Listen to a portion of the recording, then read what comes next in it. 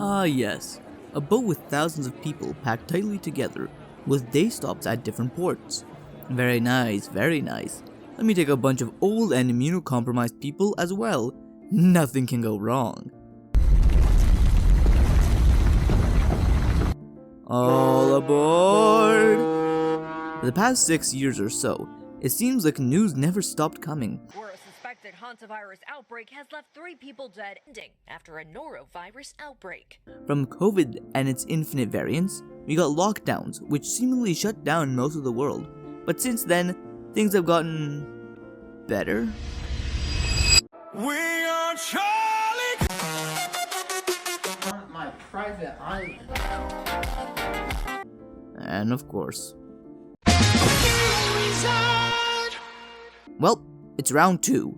In full seriousness, this virus is far less dangerous than COVID in terms of sheer numbers. It spreads relatively slowly, and this is the only variant which spreads from human to human. Most others originate from animals and stay only with animals. But this time, the origin isn't from a bat, rather it's from a trash pile photo shoot, or from rats aboard the MV Hondius. At any rate, these tasteful photographies/unfortunate victims boarded the MV Hondius. This cruise set sail from Ushuaia, Argentina on April 1st, 2026. Talk about timing.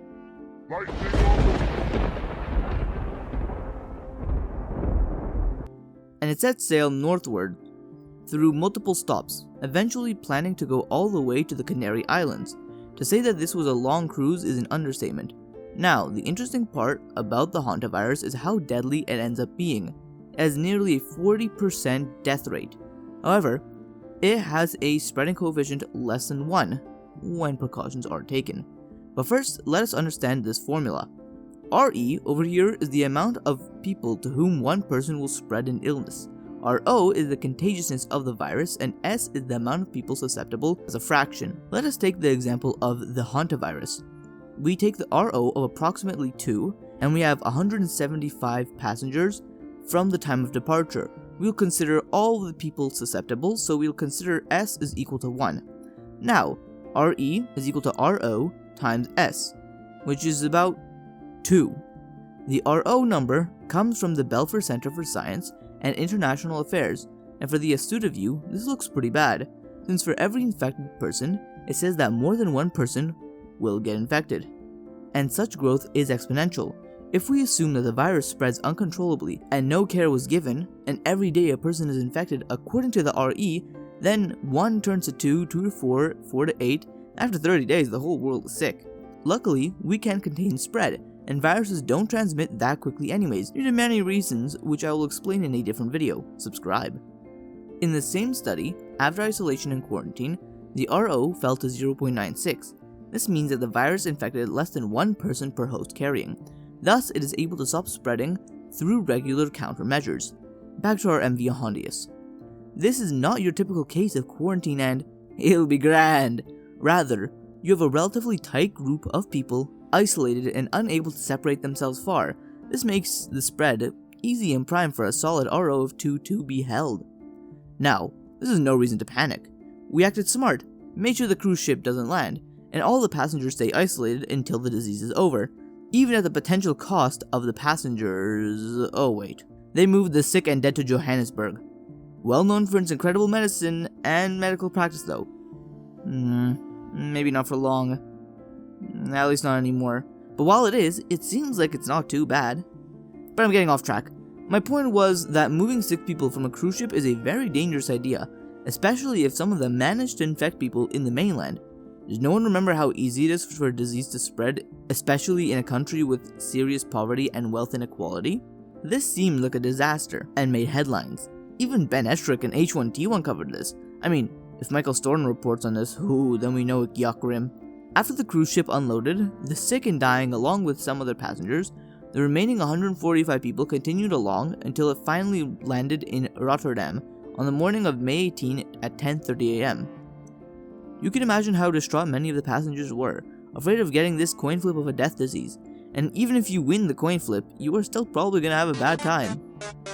But to bring some respite amongst the worried of you, we haven't really heard of this disease, much else in the news, and knowing how story-hungry news is to make an attention-grabbing piece, this hantavirus strain isn't hitting the radar. If you really want to follow the best safety precautions to keep yourself safe, don't go to Argentinian landfills, and if someone looks like they're about to meet their maker, don't go French with them. Then you should be more or less good. Albeit this was one of the scarier cases of cruise ship disease, this is but one of the many cruise ships to be hit with a cruise defunding.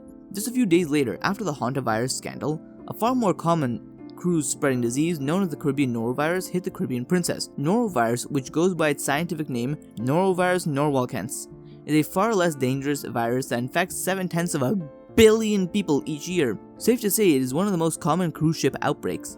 Its symptoms are mostly what you get from the flu, but with vomiting and similar consistency, but in brown at the other end. It's rarely deadly, and mostly the immunocompromised and elderly are the ones that could have more adverse symptoms. Most people recover between 2 to 3 days, so not as much to worry about here. As we have calculated RE for the hantavirus, we'll do the same here. Our formula RE is equal to RO times S, with S here being the cruise ship passengers and the crew, which was 3,116 plus 1,131, which is equal to 4,247. We will assume that this is the susceptible population, and the RO is, oh wow, that's a huge range. Let's take the median with 2.92. Thus RE is 2.92. Now we do have the actual numbers. Let us take the 160 total who got ill, consider that they were the only ones susceptible since they were the only ones who got sick. Mind you, this is the reported number, but we'll assume it's the real one. So 160 divided by 4,247 people on board got ill, and assuming the median RO of 2.92, the RE was only approximately 0.11, which is astonishingly good. Albeit I ran with E equals pi equals 3 engineering math, nonetheless it should be noted that these are really good numbers. The only reason this outbreak got world attention was because of the far worse incident of the hantavirus aboard the MV Hondius, which occurred just a couple of days back. Something I didn't mention until now was the demographic issue when it comes to cruises. On cruise ships, often many people on board are the elderly. By Global Passenger Report, Washington DC, this is a 2023-2024 stat, reports that a third of all passengers of cruises are over the age of 60, and nearly half of all passengers are over the age of 50. This is a pot waiting to bubble over. To add to this picture, cruises often have many day stops for people to explore while the crew can do room service, cook, clean, and freshen up the boat. These stops are often a chance for a disease to be able to hop on an unsuspecting victim who can bring said illness back on the boat, and because of the tight packedness of the ship, it makes it a prime hub for disease to spread. This isn't just limited to the boat, rather this applies to the landlubbers who can catch illness brought from half the world across.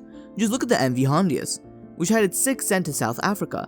Talk about Mr. Worldwide, huh? By the way I'm currently describing it, it makes it seem like cruises are what caused the red dots to appear above countries in Plague Inc. Funny enough, it's not that far off. As people age, they become far more susceptible to disease. The body doesn't fight the same way it used to, and often has a harder time fighting off a disease before it becomes too big a challenge. Something bacteria and viruses have in common is exponential growth, which people often look over until it's too late. Let's take this example. Let us start with a single piece of algae that starts at the center of a pond. Now this algae doubles in population every day. If it takes 30 days to fill the pond, when is half of the pond full? If you said the 29th day, you'd be correct. It'd only take the final 4 days for 93.75% of the pond to fill up. This should ring out a few alarm bells, as the same thing happens when an infection is left unchecked or unfought by the body, which happens far more in elderly and immunocompromised people.